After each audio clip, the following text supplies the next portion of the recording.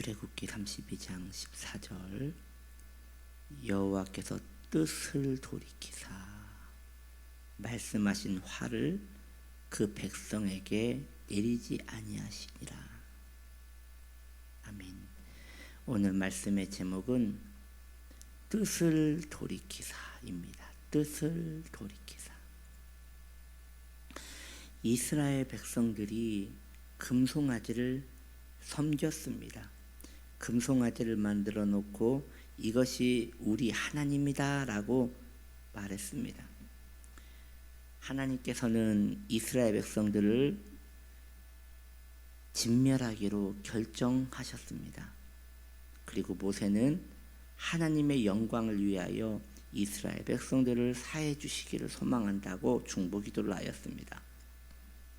그런데 하나님께서는 그 모세의 기도를 들으셨습니다. 그리고 이스라엘에 대한 하나님의 뜻을 돌이키셨습니다. 여기에서 하나의 의문점이 생깁니다.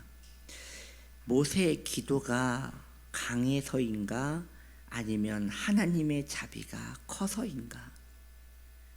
더 나아가 모세가 기도하지 않았다면 하나님은 용서를 하지 않으셨을 것인가? 아니면 하나님의 용서가 모세를 기도할 수 있도록 부르신 것인가? 네, 저는 후자라고 생각합니다.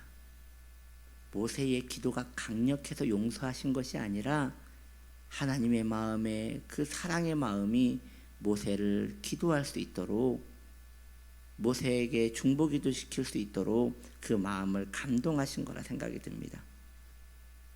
왜냐하면 그 큰 자비는 언제나 우리 앞에 있기 때문입니다.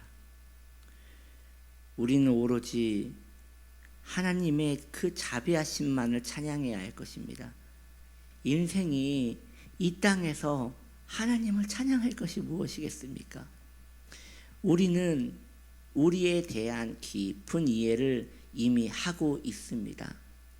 아담 때에 그의 아내 하와가 손을 뻗어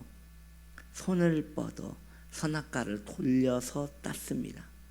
그렇다면 그 손을 뻗은 것 자체가 이미 반역행위입니다.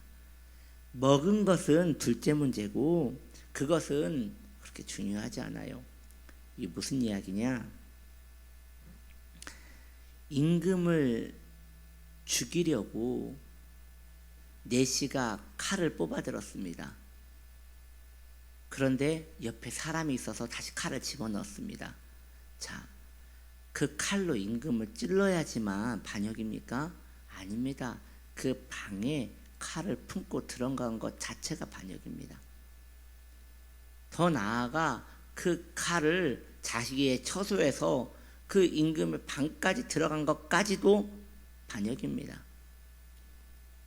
마찬가지예요. 선악과를 먹은 것이 반역이 아니라 손을 뻗어 아니요, 더 나아가 그것을 바라봄부터가 이미 반역인 거예요. 그런 인간의 본성입니다. 그래서 인간의 본성에 대해서 깊은 고찰을 해야 할 필요가 있는데, 여러분, 인간은 겸손해야 합니다. 무슨 의미로 겸손하라고 하느냐? 자기 자신에 대해서 철저히 알아서 겸손해야 한다는 것이죠. 이런 것이에요. 인간이 죄를 지어서 죄인이 되었지라고 생각하면, 죄만 안 지었으면 괜찮았을 텐데 라고 생각할 수 있어요. 그러나 우리의 본심은 그렇지 않습니다. 우리의 본심은 하와가 손을 뻗어 선악과를 잡으려고 하는 것처럼 우리의 마음은 항상 정욕에 대하여 손을 뻗어 그 마음이 있는 것이에요. 그런 우리를 왜 하나님께서 불쌍히 여기시는 것입니까? 이게 바로 하나님의 사랑입니다. 한없이 불쌍히 여기시고 긍휼히 여기시는 그 사랑의 성도는 그 사랑을 의지하여 늘 찬양해야 하는 것입니다.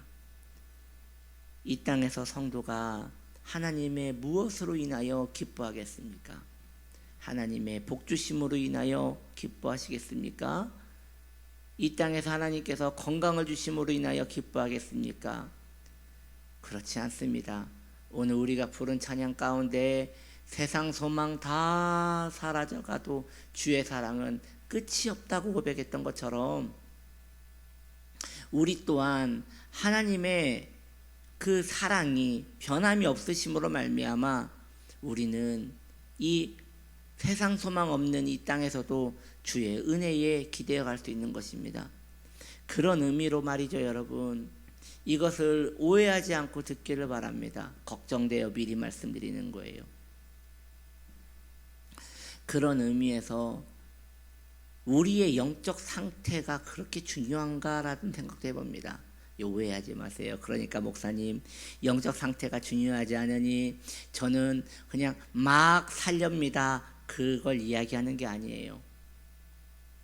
어느 면에서 우리 성도님들이 하나님을 의지하기 위하여 늘 하나님에 대한 갈망도 있으나 또 한편으로는 연약한 것인지 악한 것인지 그 구분하기 애매한 그 선에서 계속 하나님을 반역하는 모습도 있을 것이에요. 그런데 하나님의 자비가 그것을 보아 넘어가 주시는 거예요. 하나님께서 우리의 신앙의 상태에 따라 그분의 매를 드셨다면 우리는 살아남지 못할 것입니다. 그러나 하나님의 자비하심이 언제나 하나님의 공의를 타일러 우리에게 그 긍휼의 손을 계속 베풀게 하시는 거예요. 그러므로 성도의 그 신앙 자세, 신앙 상태, 열심을 내어야 마땅하지만 그리 아니하실지라도 주님의 자비는 전혀 줄지 않는 것입니다. 보십시오. 이스라엘 백성들이 하나님을 향하여 무엇을 하였습니까?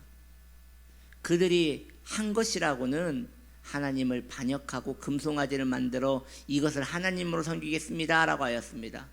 그들이 그걸 용서받기 위하여 한 것이 무엇입니까? 그들이 용서받기 위하여 한 것은 하나도 없습니다.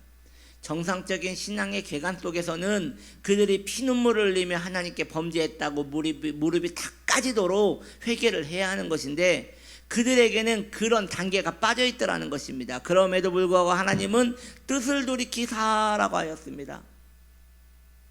그러니 그들이 무릎을 꿇고 하나님께 용서를 빌어도 하나님은 그들을 용서하셨겠으나 그들이 심지어 그렇게 하지 않았어도 그분의 그 약한 마음은 그들을 진멸하기보다 그분의 공의를 애써, 그분의 그 화라산 같은 그 공의를 애써 거미줄 같은 모세의 중보기도로 달래셔서 그분의 넘치는 그 화라산을 식히고도 남을 태평양보다 큰 해수와 같은 은혜로 우리에게 자비를 베푸심인 것입니다. 그러므로 아무리 악한 자일지라도 하나님의 긍휼을 요구한 자는 또한 용서를 받으며 그가 살 길을 찾을 수가 있는 것입니다. 정말 멸망받을 수밖에 없던 이스라엘이 하나님의 자비로 말미암아 용서를 받고 다시 긍휼을 입는 놀라운 그 상황을 바라봅니다. 하나님께 용서를 구하면 언제라도 자비를 입을 수 있으니 이 얼마나 예수 믿는 큰 특혜인 것입니까?